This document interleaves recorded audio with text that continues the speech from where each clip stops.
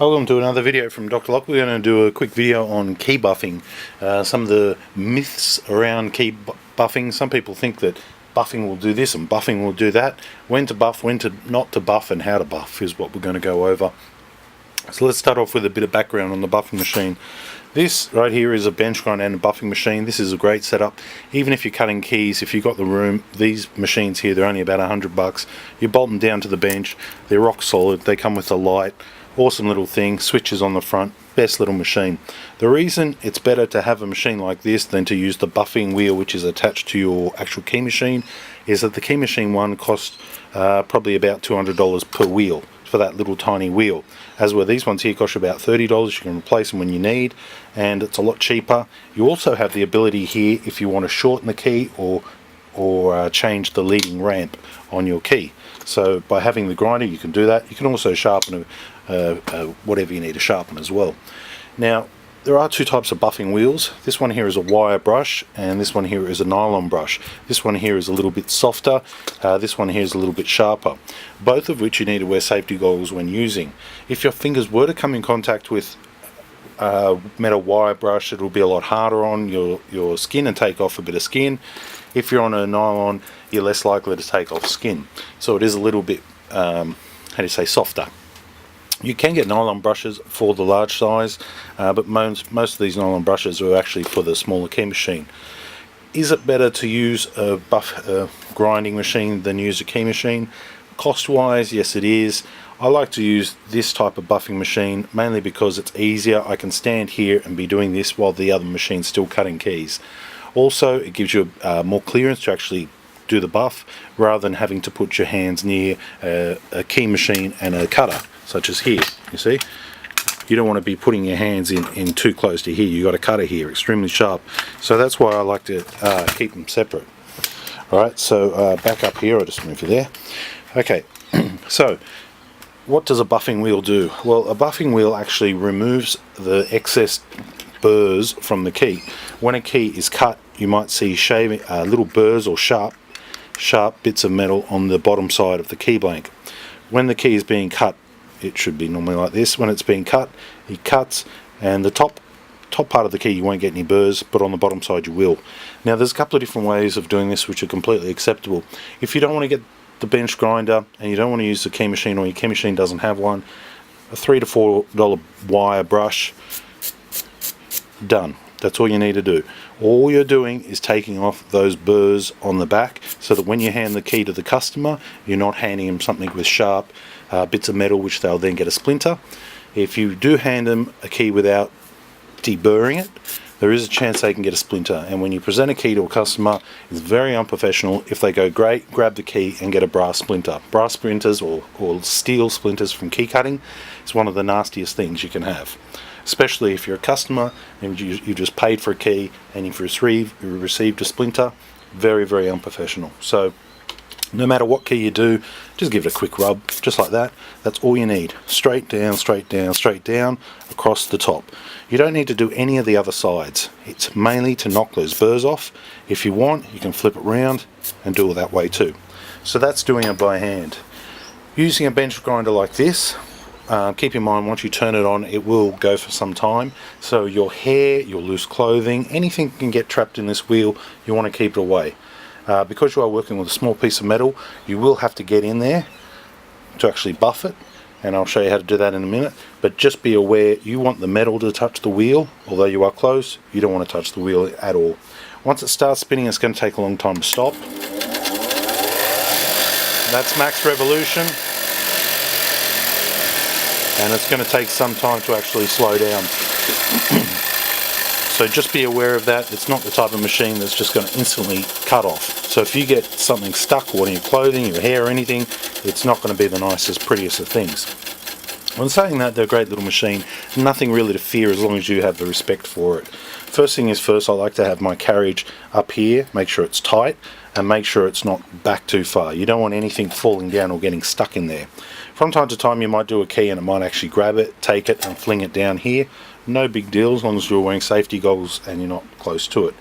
When you're going to buff a key, the burrs will be on this back edge, so we're going to go in and we're just going to go like that. We're not going to jam it in there. We're not going to go on this or that or other angles. We're just going to get it and just run it across just like this. We're going to do the back side just like that.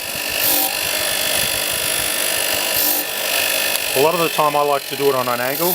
That's just my habit, and that's doing both sides. That's all it takes. When doing a car key, this is a car key. Then you flip it round, and that's it. I'll do it again. Front side, back side left, back side right. You don't have to jam it in there. A couple of times it actually did take it from me and then start pulling it down because I was going too heavy on it. You only really just want to lightly brush it like that. You can use two hands like this, 1, 2, flip it, 1, 2, but what you really shouldn't be doing is jamming it in there or pushing too hard on it. Let the kind of buffer do the work. Light as possible, just to take those burrs off. And that's it.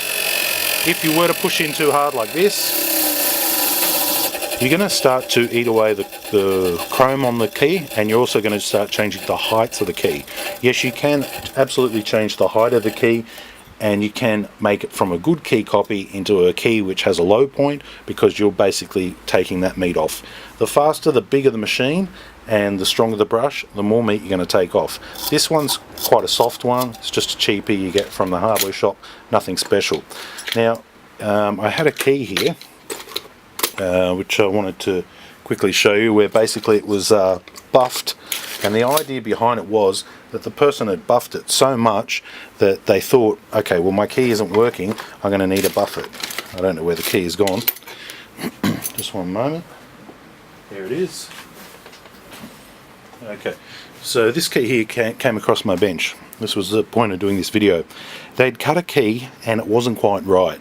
The customer brings it back for a second time and they say, oh, we just need to buff it.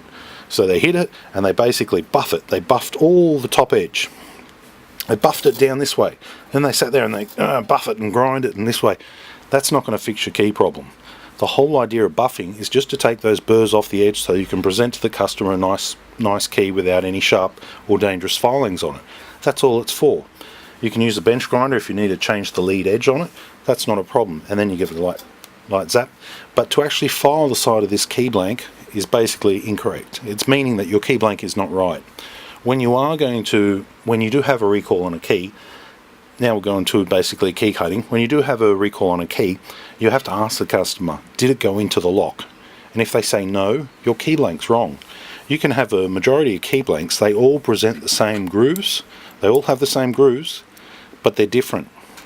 The actual thickness sometimes is different. Where this groove is can be higher or lower. When you look at them all on the side, profile for profile, they look exactly the same, but they're not. They can be thicker, they can have more chrome plating, the groove can be in a different position and things like that. So in this instance right here, where this person says, oh, the key comes back, let me file it even harder, that's not what you need to do. Ask the customer, did it go into the lock? Yes or no? They say no, change your key blank. If they say no, it didn't, it couldn't get into a lock, your key blank's too thick. This one here is cut on a WC2 key head. Now I already know most of the time it should be C4. So if it's not a C4 or LW5 and they've cut it on this one, that could be your problem right there. Your LW4 or C4 is your standard Lockwood shape type key. So what I would do then is I would cut it back onto a standard one, but I'd use a thinner one. These two key blanks right here, one's thicker and one thinner. Some of the real good keys made by Silka and the other places which make the good expensive keys that last longer are actually quite thick, especially in some of the Chinese locks. So if they're saying to me, no, it doesn't go into the lock, I would use the thinner key blank. So everything's the same. You'd need to really get vernier calipers on it to find out where the differences is. And then I would recut it. I'd recut this key, give it back to the customer and say, try this one. Now if it goes into the lock, that might be your problem. Second problem here is if the key goes in and is very hard to turn. If the key goes in and is very hard to turn, that means that your pins are hitting the top of the barrel. So that means that you've got to bring this key down a little bit. Now to do that, it can be as simple as getting the original key, recutting it on the right key blank of course, but putting a little bit of paper underneath it, tear it up, one fold, and if not, do two folds, put this paper underneath, put it in your copy side. What that will do is actually raise this key. Okay, and you can do the same on the key blank side. If you want to drop it down, you would put it on the duplicating side. If you want to raise it up, you put it on the original side. By doing this allows you to get your key blank spot on. And the other one, so that's raising, that's lowering, that's correct key blank, and buffing. Yeah, easier to use a machine, a lot cheaper. I'd be using one of them in future. And when you see this type of side wall business, that's because they're using the wrong key blank. Thanks for watching.